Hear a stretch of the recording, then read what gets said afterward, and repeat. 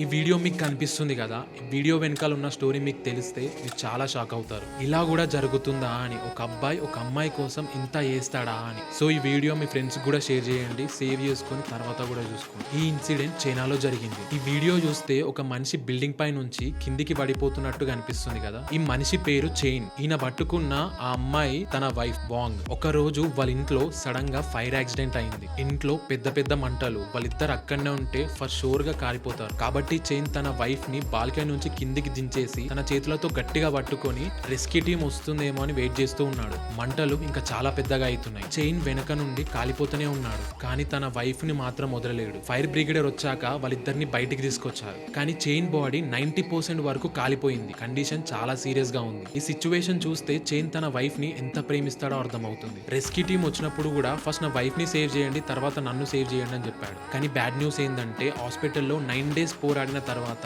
Chain చనిపోయాడు. So ఈ friendship అయినా లవ్ అయినా మాటల్లో చూపించడం కాదు, కష్టమైన సమయంలో నిలబడితే కనిపిస్తుంది. ఇప్పుడు మనం చూస్తున్న నెగటివ్ న్యూస్ల వల్ల అందరూ అలానే ఉంటారని జడ్జ్ చేయడం చాలా తప్పు. ఇలాంటి నిజమైన ప్రేమ ఇంకా ఉంది సొసైటీలో.